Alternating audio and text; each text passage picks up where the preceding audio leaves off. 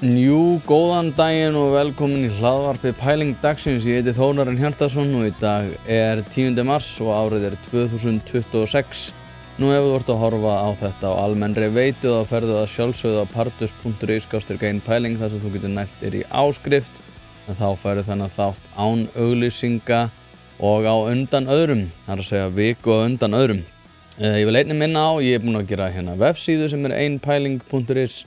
þar sem þið getið meðal annars fundið alla þætti, til dæmis ég tók saman þar sem allir þættir sem eru með Brynjari Níelsssyni sem ég veit að hafa verið vinsælir, þeir eru þarna undir einum hlekk, en svo getið þið náttúrulega bara fylgst með því sem er að gerast í hlaðvarpinu. Ég mun setja viðburði og annað þangað inn þegar að ég drullast til að fara í þá hérna vegferð. En já, fésbókarsíðan líka. Má athuga hana, það er ein pæling umræður, það er að segja einhver sem er utan hérna almennrar veitu, það er að segja ein pæling er sjálfsögðu með vefsíðu á Facebook, en svo er það Facebook hópur sem heitir ein pæling umræður þar sem ég seti inn viðmælendur og fleira.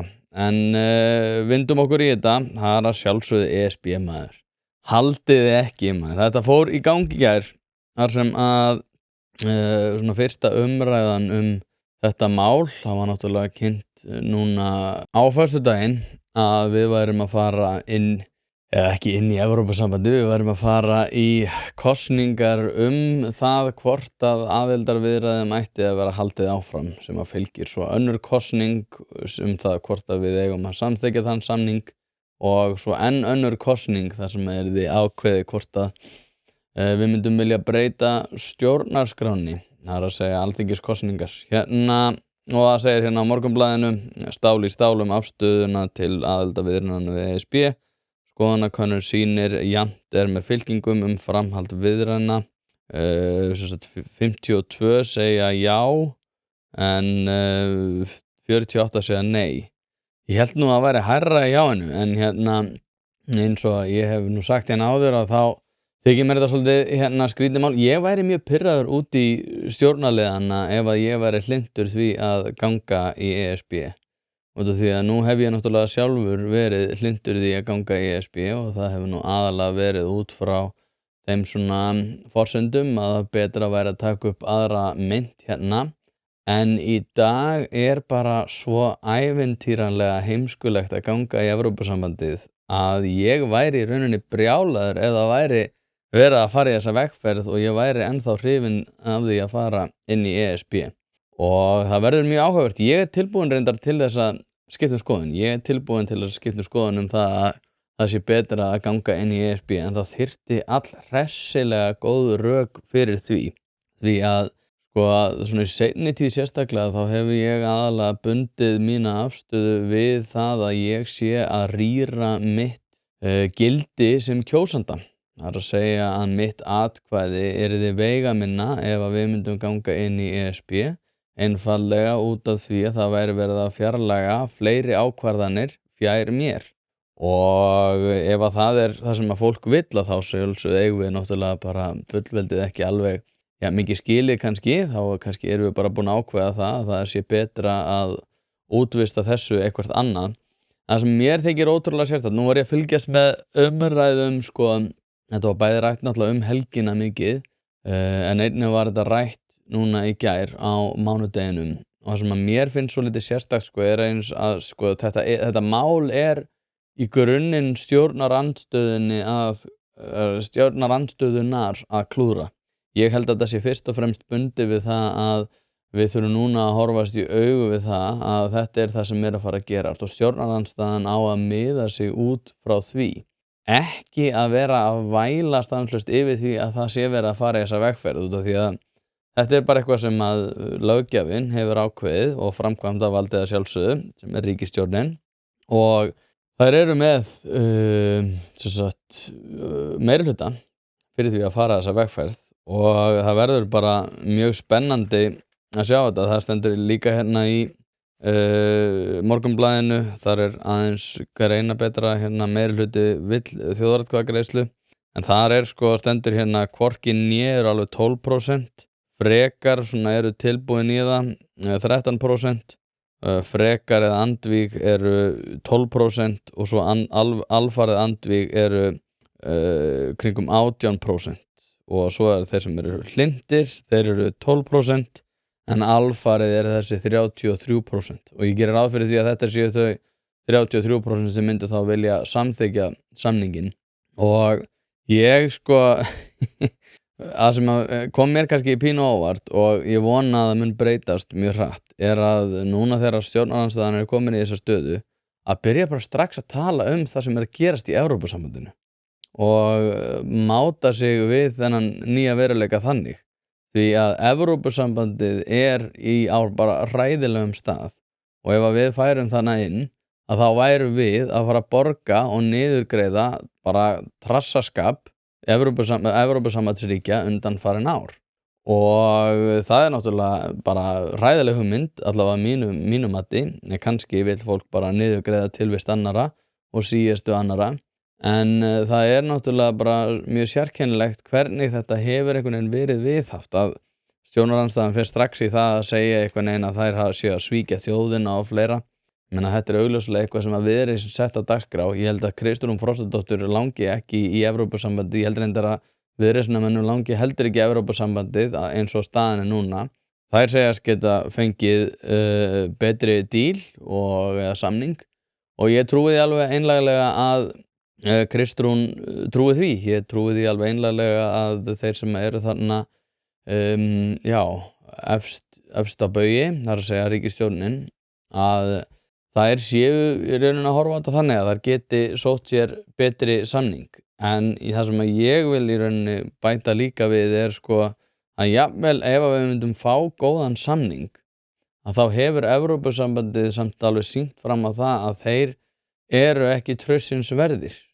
Núna náttúrulega voru Írar að missa ákveðnar heimildir yfir sínum sjávarútvegsstofnum fiskistofnum. In the early hours of this morning in Brussels, an agreement was reached on fishing opportunities for next year. Ahead of the annual negotiations, independent scientific research recommended quota reductions in shared stocks that would affect the Irish industry to the tune of €94 million. During the negotiations, a group of EU member states blocked Ireland from invoking a protection mechanism called the Hague Preferences. The mechanism was introduced almost 50 years ago to counter the impact of other EU nations accessing Irish waters. The cuts have been described as the darkest hour the sector has faced. This is by far the darkest hour the Irish fishing industry has ever faced. The job losses are going to be in and around 3,000. The economic impact is 150 to 200 million in a 12-month period. The culprit, let's be clear, the culprit here is the European Commission failing to defend small nations.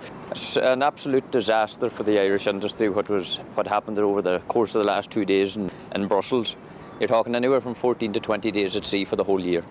And meanwhile we'll be looking at our other EU member states who'll be fishing off the waters off here and they'll be fishing all year round. The Minister of State for Fisheries and the Marine was present for the negotiations. I will be bringing forward with Minister Martin Hayden a memo to Cabinet very shortly that will set out the approach that we're going to take, which is the appointment of an independent chairman to steer a programme of financial supports to those communities in a way that will allow them to survive through these really difficult days ahead. Fishing organisations say they intend to ask the government to legally challenge the blocking of the Hague Preferences for next year and what they described as a catastrophic outcome for the seafood sector.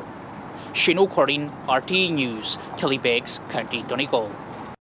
Og það stendur hérna í þetta RTE sem miðill hérna á Írlandi og þar stendur að Írland fær 57.000 tonnum minni fiskveiðikvóta árið 2026. Samtök írsk sjávarútvegs segja að þetta geti ógnað 2.300 störfum í strandbyggðum og talið að tekjutap í greininni geti orðið 94 milljónir evra og allt að 200 milljónir evra þegar að tengdar atvinnugreinar eru taldar með. Vísindaráðgjöf lagði til miklar lækkanir til verndar stofnana. Til dæmis var mælt með 70% minni makrílkvóta og 41% minni kolmunnakvóta. Írsk stjórnvöld sögðu að þetta myndi hafa mjög mikil áhrif á strandbyggðir sem að reiða sig á fiskveiðar. Og þetta sem sagt þegar að ESB fer gegn samþykktum, eða að segja fyrir samþykktum það hvernig þeir mega hátta sínum fiskveiðum. Hlaðvarpið í samstarfi við stöndu og mikilvæg fyrirtæki og eitt af því Polsen. Polsen.is til þess að skera hvað eina, hvort sem þú þarft að fara í bílrúðu skipti eða einfallega bílrúðu viðgerð, þá ferðu inn á Polsen.is.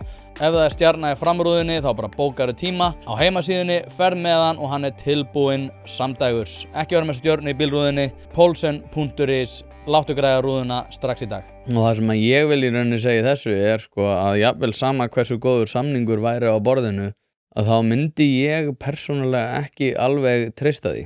Ég myndi ekki telja það fýsilegt, sérstaklega sko út af því að það alltaf verið að tala núna líka að það sé verið að hræða þjóðina í það einhvern veginn að vera hrætt við þjóðina, en á sama tíma þá því slegið föstu að viðsjárverði tímar í alþjóðamálunum séu ástæð þess að við eigum að vera að skoða þetta enn fremur. Þannig að mér finnst svolítið hjákátlegt þessi umræða það að vera að hræða þjóðina þegar alltaf verið að beita þessum rökum það að við eigum að vera nægilega hrædd til þess að ganga í Evrópusambandið. Og sko sama hvort að séu viðsjárverði tímar í alþjóðamálunum eða ekki, að þá náttúrulega búum við líka við þann veruleika að ef við förum inn í Evrópusambandið að þá munum við líklega fjarlægast einhverju leyti Bandaríkjamönnum, og sem mun þýða það þá að ég tel að það svona varnar tilburðir sem að fyrir hendi eru eða möguleikar að þeir myndu miklu fremur rýrna. Ég tel að það svona eina bandalag sem að getur náttúrulega varað okkur sem að sjálfsögðu Bandaríkin, enda Evrópa það mjög fyndið náttúrulega þegar von der Leyen segir að það sé orðnir rosalegir atburðir þannig hvað var helgina þegar Bandaríkjamenn réðast á Íran og þá segir hún, þetta rosalegt mál, við þurfum að hittast á mánudag, þegar við erum að sjálfsögðu á evrópskum viðmiðum varðar það hvernig við ætlum að haga okkar elju og vinnusemi, og því að maður náttúrulega ekki gefa neinn afslátt á fríinu. Það var margir sem að gerðu náttúrulega grín að þessu, en ég eins og segi, þetta rosalega sérstakt, en ég tel að þetta mál sé stjórnarandstöðunar að klúðra. Og það var náttúrulega Silfur í gær þar sem að meðal annars Sigmund Davíð fór mikinn og var að ræða þetta, og Guðrún Hafsteinsdóttir og Lilja Alfreðsdóttir voru náttúrulega hart á móti þessu, á meðan Ásthildur Lóa var náttúrulega svolítið, ég held að hún hefði bara viljað verið frammi út af því að hún vildi náttúrulega alls ekki skipta sér af neinu sem að þarna kom fram, út af því að ég held að hún pæli bara ekkert mikið í þessum málum og hennar flokkur náttúrulega í grunninn á móti því að við göngum inn í Evrópusambandið, en þarna var meðal annars Guðmundur Ari og Þorgerður Katrín sjálfsögðu, og Þorgerður Katrín var eiginlega svo eina sem að var svona stóð sig í stikkinu varðar það að tala með þessu, og hún stóð svolítið ein í því, en hún átti mikla eldræðu og stóð sig vel. Ég náttúrulega ber virðingu fyrir Þorgerður Katrínu, hún lífsögur stjórnmálamaður og kann sitt fag. Hún líka mjög sniðug í því að reikna viðtöl. Það mjög áhugavert að fylgjast með þegar hún fer í hún fór á Sprengisand helgina, svo var hún náttúrulega í þessu Silfri, en almennt séð þegar hún mætir í viðtöl þá var hún alveg stórkostlega kunstug í því að reikna hvað nákvæmlega mun koma til með eiga sér stað næst í viðtælun og fleira þar fram til götunum. Þannig að það mjög skemmtilegt, en hins vegar þá fór Sigmundur mikinn og Lilja Alfreðs mikinn og Guðrún Hafsteinsdóttir var líka flott þarna. En ég tel bara að allir þessir þrír aðilar þurfi svolítið að koma sér á réttu bylgjulengdina. Ræðið Evrópusambandið. Ég held að sko, við getum alveg pirrað okkur á því hvort að við séum að fara í atkvæðagreiðslur eða ekki atkvæðagreiðslur, og hvort að Kristrún sé að svíkja þjóðina eða hvort hún sé bara apa upp eftir Þorgerði Katrínu til þess að viðhalda þessu ríkisstjórnarsambandi. En ég hugsa líka bara hverjum ekki sama?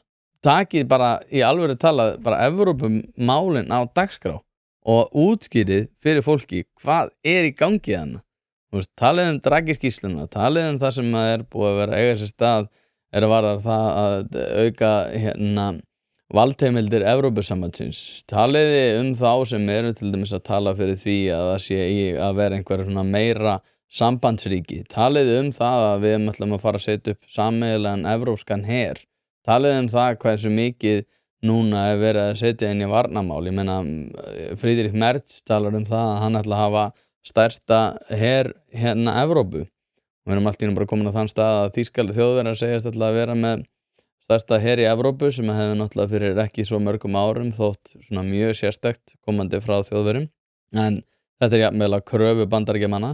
Þannig að við erum á svo skrýtnum stað en eins og ég segi það og ég tilbúin til að skipta skoðun ef einhver kemur betri rök og ég núna í framhaldinu ætla náttúrulega að fá til mín bestu raddirnar, það er að segja bestu aðilar sem eru tilbúin til þess að ræða Evrópusambandið og ég til ég að skipta skoðun en eins og ég sé þetta þá svo ævintýralega heimskulegt að ætla að ganga í Evrópusambandið þannig að sem stendur mun ég segja nei við því að fara í þessar aðildarviðræður en við sjáum bara til, ég menna ef að koma einhver góð rök fyrir því að við eigum að fara í það að samþykkja það og sjá hvað í pakkanum að þá ég alveg til ég að skoða það en ég held aftur á móti að sem stendur og þá ekkert til þess að kíkja í þennan pakka eins og Sigmundur Davíð þreytist ekki á að segja, hann alltaf að benda það að þetta náttúrulega ekki samningsviðræður, þetta eru bara aðlögunarviðræður, það að segja hvernig ætlum við að aðlaga okkur að gildum og prinsipum Evrópusambandsins, ekki Evrópusambandið okkur. Og það sem mér þykir líka svolítið sérstakt í þessu, það núna ef við göngum í Evrópusambandið, þá erum við náttúrulega lengst á jaðrinum gagnvart Bandaríkjamönnum. Út af það að vera svona að tala það að við þurfum að vera í einhverjum svona hlýjum faðmi, en þá erum við náttúrulega sá jaðar sem að Evrópusambandið frá Bandaríkjunum séð. Og nú ég ekki að tala það að það sé einhvern veginn að fara að verða vígbúnaður gagnvart þessum, það að segja að þessi lönd ætla einhvern veginn að fara í vígbúnað gagnvart hvort öðru, það að segja að sé einhver möguleiki að stríði, en hins vegar þá sagði Mette Frederiksen dönskum hermönnum að búa sig undir árás þegar að Donald Trump var að tala Grænland, þannig að ég einhvern veginn, mér finnst ekkert eitthvað svona, já, endilega ég vil vera í öðru hvoru þessu liði. Mér finnst það bara ekki neitt sérstaklega góð hugmynd. Við höfum verið undir Dönum, mér langar ekkert að gera það aftur, en mér þætti samt skárra eiginlega ef við myndum fara undir Dani frekar. Ég held að það væri betra að vera bara eins og Færeyjar og Grænland heldur en að fara inn í Evrópusambandið. En þá væri allavega styttri boðleiðir í því hver væri að taka raunverulegar ákvarðanir lagasetningar og fleira hérlendis. En það var eitt sem að ég tók eftir fyrir 2 dögum eða eitthvað svoleiðis og það var frétt á RÚV þar sem að stendur sem sagt, og þið sjáu þetta hliðina á mér, ESB vill ekki Ungverjaland 2. Evrópusambandið veltir nú upp hvernig megi koma í veg fyrir að ný aðildarríki fari á skjön við gildi sambandsins eftir að þau komast inn. Spor Ungverjalands hræða. Svo stendur Evrópusambandið veltir nú upp hvernig koma í veg fyrir að ný aðildarríki félagist lýðræðis, sagt tvisvar og réttarríkið eftir að þau komast inn. Lýðræði og réttarríkið eru 2 af meginstoðum Evrópusambandsins. Þó hefur á síðustu árum þótt fjara undan því í stöku tilvikum þar sem ráðamenn í ríkjum sem komu inn í stækkunarlótunum 2004-2007 hafa bæði rekið frá frjálslyndum lýðræðishugmyndum og lent upp á kant við aðildarríki. Og ég birti þann á Facebook að það væri ákveðin öfumæli sem væri nú ekki fyrsta skipti hjá Evrópusambandinu. Þið muni nú í COVID þegar þeir réðust gegn tjáningafrelsi allhressilega, sem ég mun örugglega fjallum núna næstunni líka. En það sem að mér þótti svolítið fyndið var að núna verið að tala það að það sé verið að fara gegn lýðræðishugmyndum innan ríkjanna. Og ég birti þetta á Facebook og sagði að þetta væri öfumæli og það væri sérkennileg hugmynd lýðræði að segja að það færi gegn lýðræðishugmyndum að lúta vilja kjósenda, það að segja í til dæmis eins og Ungverjalandi. Og þá var allir bara náttúrulega einhverjir vinir mínir sem að ég mér þykja vænt að segja við mig nei, þetta náttúrulega fer gegn lýðræðin út af því að þetta eru samþykktir sem hafa verið á borðinu mjög lengi og að sjálfsögðu ferða gegn lýðræðinu ef að Evrópusambandið búið að samþykkja einhverja straumlínulögun sem að fólk getur svo bara farið á svig við. Hlaðvarpið í samstarfi við heitirpottar.is, hvort sem þið vantar saltvatnspott, hitaveitupott, kaldan pott, sánuklefa eða hvað eina í heita pottinn, þá ferð þú inn á heitirpottar.is og lætur græja þig. Þjónusta og uppsetningum all land og nú jafnvel hægt að fá sér smíðaðan sánuklefa, þar sem að þú færð sánuna nákvæmlega eins og þú vilt hafa hana. Það ekki hægt að setja verðmiða á heilsuna eða samverustund með fjölskyldunni og því mikilvægt að huga að báðu og það nákvæmlega það sem að heitirpottar.is auðvelda þér að gera. Hvort sem þú ert að endurnýja gamla pottinn eða gera þetta frá grunni, þá getur þú sendt skilaboð á netinu eða bara einfaldlega kíkt í verslunina að Fosshálsi 13 en þar opið alla virka daga milli 10 og 17 og á laugardögum milli 10 og 14. Ekki drolla við þetta, þú veist að þið langar í heitan pott og sánu heimtíðin, heitirpottar.is græja þetta fyrir þig. Hlaðvarpið í samstarfi við Harðfisksverkun Hrafnardals. Þetta gæði í gegn, kemur á roðinu, fryst einu sinni og það nákvæmlega þannig sem að þú færð hann. Steinbítur sem valsaður upp á gamla mátan og þurrkaður í vestfirsku fjallalofti. Ekkert svona eitthvað þurrklefa rugl hérna. Þetta ekki eitthvað svona sem að molnar í höndunum heldur þetta bara gæði í gegn. Frábær gjöf fyrir þá sem að eiga allt en ef þú ert að leita gjöf fyrir afa og ömmu og ert í vandræðum út af því að þau eiga allt, þá að sjálfsögðu gefur þeim bara harðfisk. Til að nálgast þessa gæða vöru þá sendur e-mail á hrafnadalur@proton.me. Þetta líka í lýsingu á þessum þætti þar sem þú getur einfaldlega séð frábæru verðin og séð alla leiðbeiningar hvernig þú nálgast þessa gæða vöru. Og ég hugsaði þetta samt rosalega sérkennileg hugmynd af því hvernig lýðræðið og það alltaf verið að selja okkur að hafa sæti við borðið en ef það þýðir að hafa sæti við borðið að það sé hægt að kalla það lýðræði að fara gegn lýðræðislegum vilja íslenskra kjósenda að þá það ekki lýðræði eins og ég skil það. Ég tel það ekki vera lýðræði þegar að eitthvað sambandsríki getur tekið allar ákvarðanir fyrir okkur undir þeim formerkjum að það að fara gegn því fari gegn lýðræðishugmyndum. Og þarna við náttúrulega líka að tala það að viðurkenning á lýðræðinu þá undir forskrift Evrópusambandsins. Evrópusambandið ákveður hvað lýðræðislegt og svo þarf þú að aðlaga þig að því. Svolítið náttúrulega eins og Evrópusambandið á að vera. En þetta samt eitthvað sem þetta náttúrulega aðalega byggt við þegar að Ungverjar hafa náttúrulega, ég sé ekki hvort það komið fram í þessari grein, en þetta náttúrulega út af því hvernig þeir hafa háttað útlendingamálunum. Núna hafa Pólverjar og Ungverjar náttúrulega neitað að taka við fólki frá þriðja heimsríkjum sem eru innan Evrópusambandsins og það einhvern veginn að dreifa álaginu út af því að Evrópusambandið getur náttúrulega ekki tekið utan þennan vanda.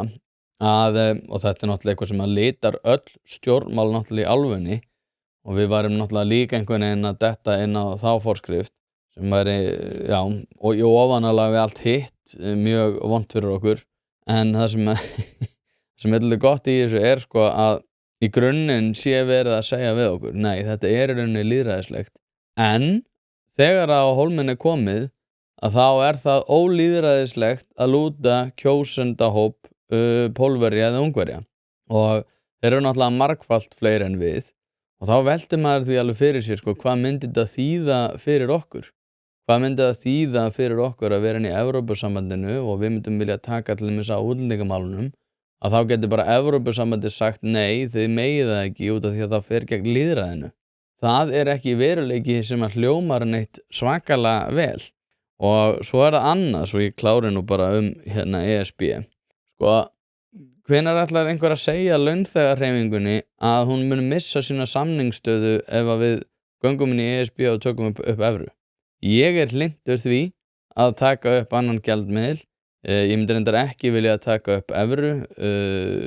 Lilja Alfreðsdóttir benti á að Joseph Stiglitz, ég var reyndar ekki mun að sjá þetta, hafi sagt að það væri mjög heimskulegt fyrir okkur að taka upp evru. Af hverju það veit ég ekki alveg. En ástæðan fyrir því að ég persónulega vil ekki taka upp evru bara út af því að við værum í rauninni að bara vefja okkur utanum hagsmuni þjóða sem að eru ekki með jafn mikla vinnusemi og elju.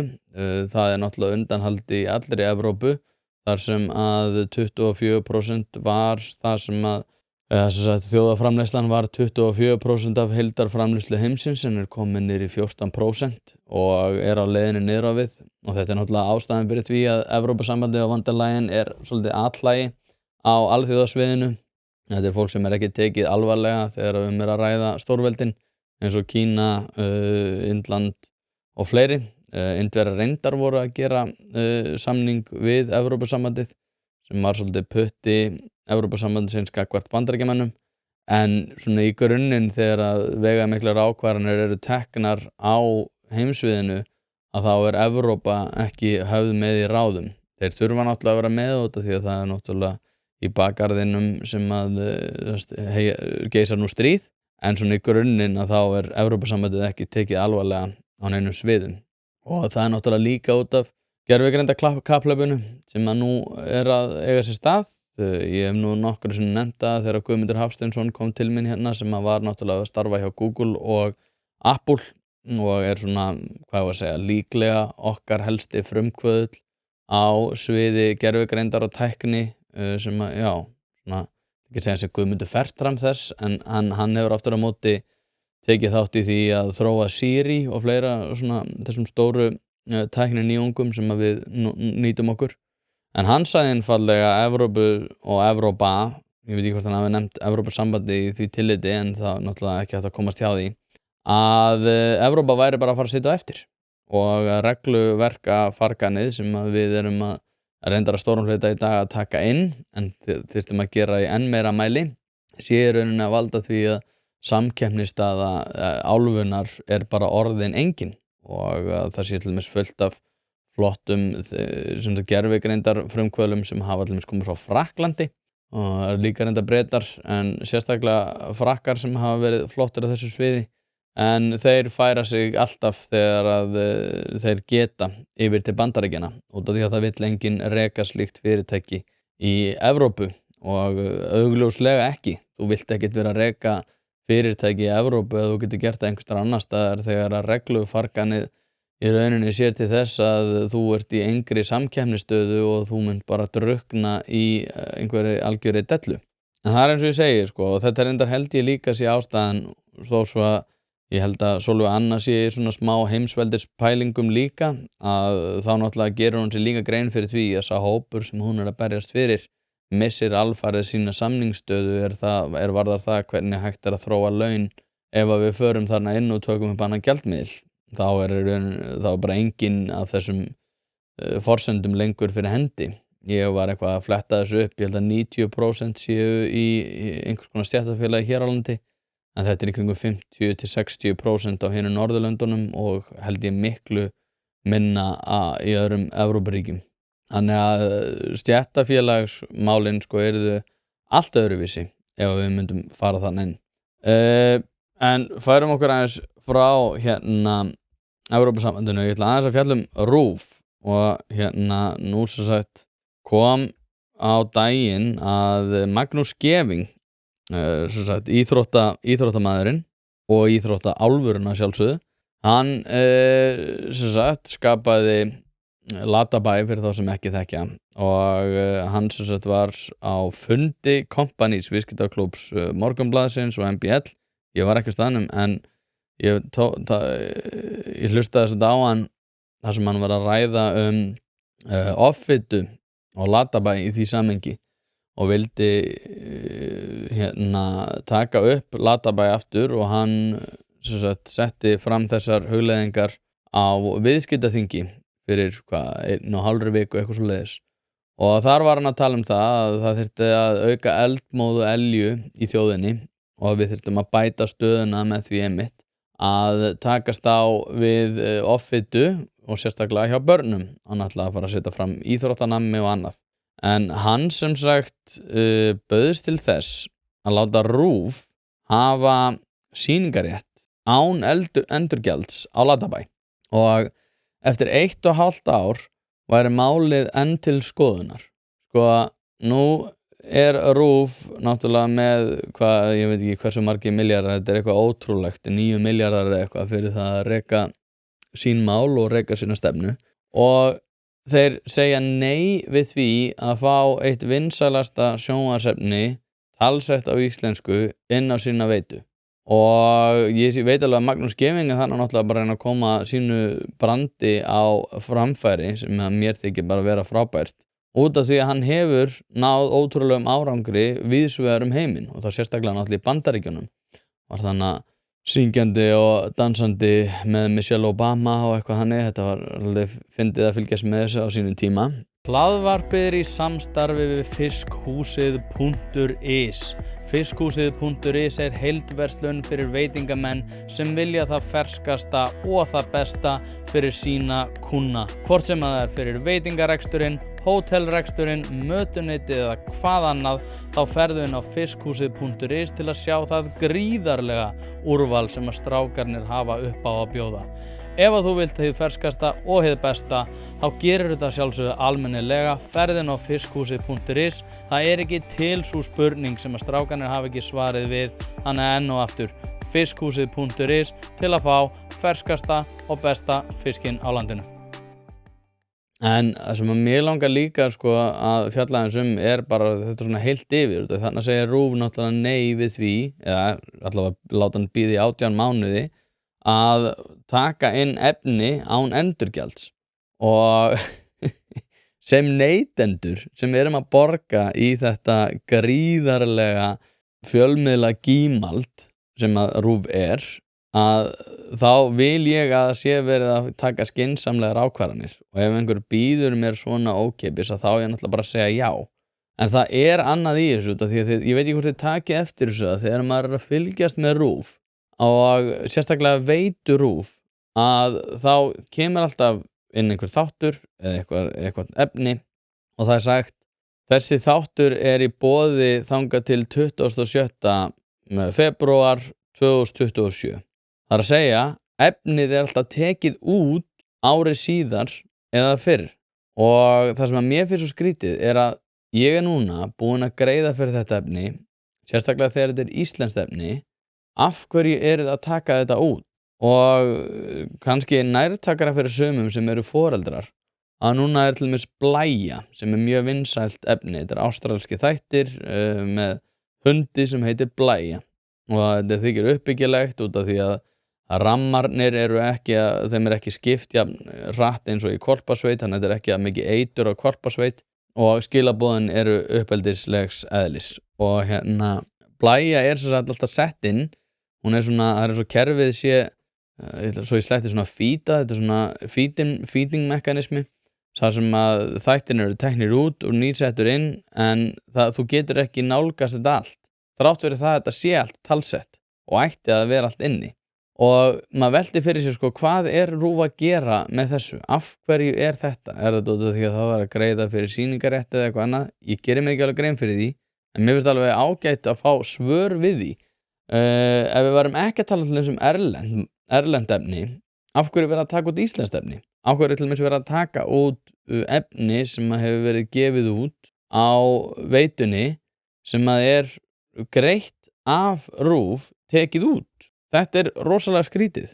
Út af því að stundum ætla maður að fara að nálgast eitthvað efni og þið takið eftir að kemur alltaf gulu miði þessi frétt svona gömul, 10 ára gömul eða eitthvað þannig, en með hljóðefnið og það sem inn á veitunni, af hverju óskopunum hægt að taka það út þegar að ég búinn að greiða fyrir það einu sinni? Þetta það sem að, mér finnst rosalega skrítið, en þetta sem að kemur þannig fram með Magnús Geving, íþróttálfin, lætur mann halda svona að það eitthvað að þannig, það eitthvað skrítið. En ég, svo sem, eins og segi, mér langar eiginlega bara að vekja athygli á þessu, af hverju ekki barnaefnið inni, af hverju ekki allt efni opið á RÚV, af hverju ætti ég ekki geta farið bara áratugi aftur í tíman til þess að nálgast efni út af því að einhverju leyti þetta líka þjóðagersemi og ég man, það voru einhverju þættir það var Aðalheiður Bjarnfreðardóttir sem var svona sósíalískur feministi sem að ég bara reynda mjög mikla virðingu fyrir og það voru þættir sem að koma út þar sem að meðal hans að fjalla hana. Ég veit ekki til þess að þetta hafi verið sýnt aftur og ég var að leita að þessum daginn og þá bara þetta efni er ekki aðgengilegt. Hvernig má það vera?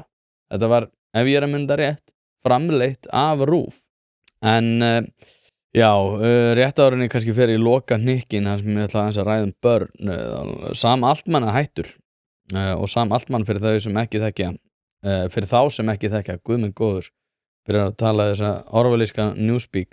Hann segir sem sagt af sér vegna samnings við Pentagon, við gervigreindarfyrirtæki og vélbúnaðarstjóri OpenAI sem á gervigreindarlíkanið ChatGPT hefur sagt af sér í kjölfar þess að fyrirtæki komst að samningi við Pentagon notkun þeirra á gervigreindinni. Þetta er sem sagt sá aðili sem á að hafa tekið mestan þátt í því að þróa ChatGPT sem við notum náttúrulega mikið og margir veit ég nota, en hann hefur sagt af sér vegna þess að þá kom upp hérna mál við það það að hann hafi verið að auka samninga, að gera samninga við Pentagon sem að sjálfsögðu varnarmála ráðuneyti Bandaríkjanna og það er að segja að varnarmála ráðuneytið fer með umsjón fyrir Pentagon sem að svona þetta stóra gímaldi að örgla sér mynda þessu.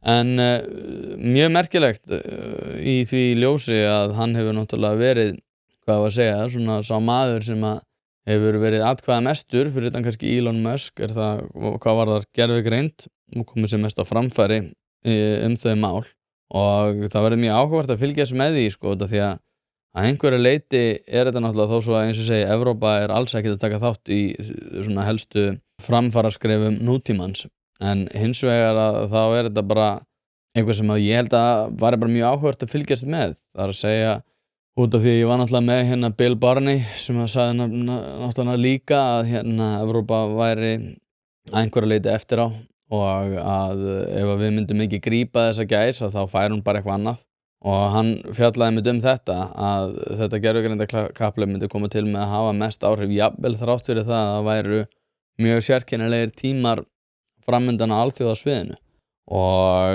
við erum smá og við getum hreyft okkur hratt og það nákvæmlega sem við eigum að vera að huga að í þessum nýja heimi þar sem að mikið af vondum teiknum á lofti og mjög margt varða varnarmál og fleira sem að þarf að huga að það hvort við erum betri innan Evrópusambandsins, sjálfsög finnst mér það ekki en það verður sem hver og einn að taka afstöðu til þess. En annað sem að náttúrulega líklega svona hvað mesta, ég veit ekki hvernig orða, svona það sem að áhugaverðast í því svona hvernig heimurinn mun koma til með að þróast og það eru börn og ég rak augun í tvær greinar að það alltaf verið að tala niður barneignir og alltaf verið að fjalla það að það sé svo hræðilega vont að eiga barn og að það að vera barnslaus jafnvel einhvers konar það sem í grunninn ákjósanlegt og ég var reyndar sjálfur þar, ég taldi mig ekki að ætla að eignast barn en núna þegar ég er búinn að því að þá ég búinn að gera mig grein fyrir því að það það eina sem að ætti að vera að gera. Hlaðvarpið í samstarfi við fyrirtæki sem hafa sett svip sinn á íslenska menningu og eitt þeirra eru Bæjarins bestu pylsur. Ég og þú vitum alveg að þegar við fáum okkur pylsu sem ekki frá Bæjarins bestu og þá vildum við að svo væri. Það segir það í orðinu, þetta eru Bæjarins bestu pylsur. Þið vitið það, ég veit það, skellið þessu hlaðvarpi í eyrun, farið á næsta sölustað og kaupið ykkur tvíhleypu ásamt einhverju góðu að drekka. Og ég að lesa núna The Protestant Ethics and the Spirit of Capitalism eftir Max Weber þar sem að hann einmitt talar köllun og að köllun sé í rauninni grunnforsendan fyrir því að við höfum okkur á tiltekinn máta og að ef við ætlum að gera lífið betra þá kemur bæði nautn úr því en það þurfi að vera einhver undirliggjandi drifkraftur og ég reyndar held að börn séu þessi undirliggjandi drifkraftur því að heilt yfir að þá þurfum við líka að horfast í augu við það að ef við erum ekki eignast börn að þá mjög ólíklegt að við viljum skila þessari jörð betur á okkur heldur en við tókum við henni og það því að það sem náttúrulega að tala líka þetta er svolítið öfugmæli það er fólki sem telur sig vera helst besti þess fallið að tala fyrir hagsmunum jarðarinnar eru líka að tala það að við ættum ekki að vera að eignast börn. Þannig að einhverju leyti þá finnst mér þetta vera öfugmæli, það að sjálfsögðu hægt að túlka þetta á sinn veg. En það stendur hérna þegar að konur ákveða að eignast börn þá eru það strax búin að fórna líkamann sínum. Af því að maður sjálfur ekki foreldri þá maður minna virði í samfélaginu. Ef einhver þarf einhver tíman að fórna þá það alltaf barnslausa fólkið, segir ung íslensk kona sem hefur tekið meðvitaða ákvörðun barnsleysi. Hún ein af 6 viðmælendum sem Eyrún Alda Elvarsdóttir ræddi við tengslum við lokaverkefninu sitt til BA-prófs í félagsfræði við Háskóla Íslands sem markmiðið rannsóknarinnar að varpa ljósi á upplifun og viðhorf sjálfsviljugra barnslausra einstaklinga til foreldrishlutverks með sérstaka áherslu á kynjaðar væntingar til mæðra og feðra. Góður. Niðurstöður rannsóknarinnar sýna að kynjamunur sé á upplifun þeirra sem að taka meðvitaða ákvörðun barnsleysi. Konur upplifa oft vantrú og þrýsting tengdan móðurhlutverkinu á meðan karlar upplifa almennt minni efa og minni samfélagslega kröfur í tengslum við barnsleysi sitt. Þetta náttúrulega rangt orðalag og Einar Steingrímsson bentir reyndar á þetta að hérna stendur niðurstöður rannsóknarinnar sýna að kynjamunur sé á upplifun þeirra sem að taka meðvitaða ákvörðun barnsleysi. Og þetta orðalag sem að mér mislíkar út af því að það náttúrulega ekki rétt að segja að rannsóknir sýni eða rannsóknir sanni. Rannsóknir benda til, það það sem að rannsóknir gera út af því að rannsóknir bera ekki fram sannleikan. Þær eru aftur á móti í sannleiksleit með þeim takmörkunum að þessi sannleikur mun ekki finnast. Og það grunnforsenda alls þess sem vísindi. Og öðruvísi ekkert með rannsóknir og þú ekkert með vísindi. En það sem að hérna sérstætt í þessu líka það sem að Einar Steingrímsson benti á að þú getur ekki tekið viðtal við 6 manns og sagt að þetta sé upplifun þýðisins. Það að segja, þú með eitthvað úrtak sem 6 manns í þessu tilviki og það ekki nægilega margir til þess að sýna fram á nokkurn skapaðan hlut það hvernig þýðið upplifir sig.